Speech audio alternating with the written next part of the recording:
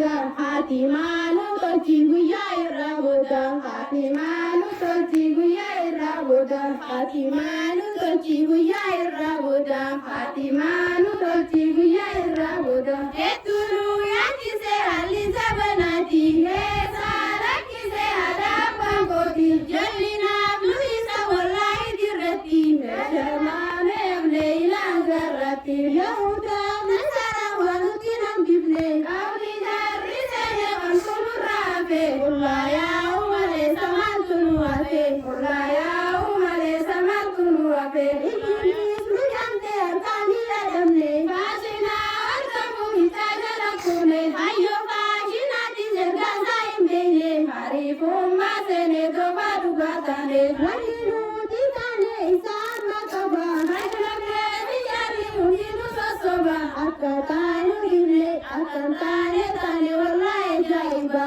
akka taanu dhibne akka taane taane wallaahi ajaa'iba nuti diimin beeluu dhuma harkatanii maadaama keenyas yoom nu dhorkanii naamusaaf kabaja yoom nu guddisanii naamusaaf kabaja yoom nu guddisanii faashinaaf kaltamni wallaahi wajjini waan isaan nu godhan dirreen durbatanii himnee fi turdaafis nu geessu yerooni himnee fi turdaafis nu geessu yerooni meenamuu yaadadhaa waan dur dabarsine ilaalaa kan lakkee waan nutti nambifne yaajolee islaamaa waan sammaa hin dhibne yaajolee islaamaa waan sammaa hin dhibne dhiiraaf duubran jennee maruutti qaysanii ilaalaa meenamuu sabakka jirtanii maanamaan nu geenye nu tuffachiiftanii maanamaan nu geenye nu tuffachiiftanii garturreen galaadha alayyaa si geessa ganachaan niidisaa duraa dargaggeessa barsuutuu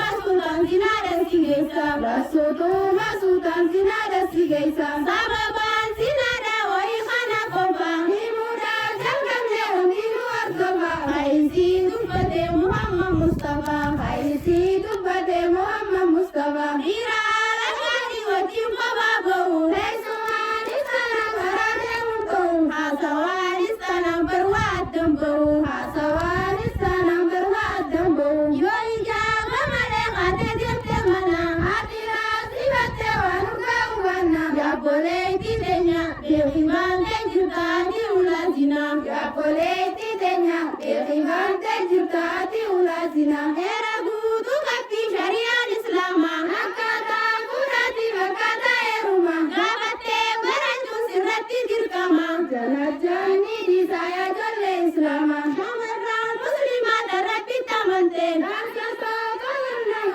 fudhatu jette rabbiinsaa darkaatee ol fuudhee dubbate abiyyeetti laayitaa haraarratti baate dargaggoota keenyaaf dhaamsi nuti qabnu saafuu biyyaa cabsuu tanaa kusannu yoo jaalalti dhuftee kabajaan hafuunu addunyaa akhiraa akka badamamnu saabbaan ibdee wayiif dandama hayyoodhaan yookaan godhaadhiifama dilitaana hundaa sintu gaafatama dilitaana hundaa sintu gaafatama gabbaraa nyaachuudhaaf mala dhawattanii uummatii damalee barbaan dubbattanii hadaa'ee numarraa ijoollee dhokkitanii sagaggaalummaadhaaf karaa rabbaaftanii gabbarrii haraanii jechuu dhageessanii akkasii wajjin nyaachuutti buuftanii guyyaa fuula rabbii meessa seentanii guyyaa fuula rabbii meessa seentanii maqaa gabbaraatiin immoo gurgurtanii haata duuriin jirree isaan uffisanii yahudaaf nasaraa irraa fudhattanii sagaggaalummaadhaan biyya gaddaaftanii yoodisii yaa'anii silaa hunda geessu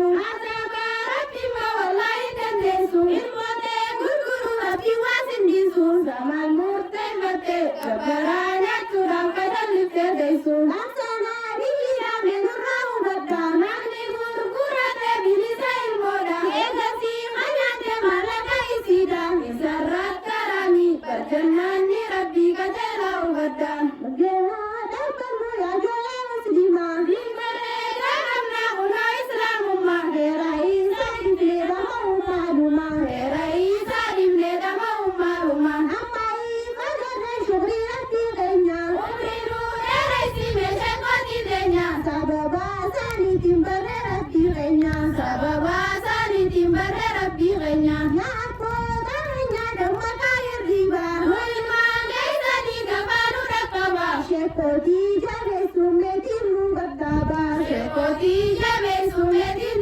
qaba. Wandala dubutu nama sodaachisa. Hirkaalee gammatte yeroo tana keessa. Haraan keenya sirrii geessi toleessa. Yaa namaan baranne akkam ta'uu teessa. Namsa tokko gamnaan akkam jettanii. Najiituudhaan malee akkaan jabeessanii. Zabanaa tuttuqaa fuuldura leessanii. Hidhaqaatiin deemuun ulfa gaafasanii. Akka waan damalaa akka fakkaatanii. Deemuunii bibiddaa yoonii darbaatini. Akka isaan kunoo badii keenya oolii. Keenyaa biifachuuf faanee haa barannu xiqqaa fi guddaanii. Assalaamu alaikum wa rahmatullaahi wa barakaatuh.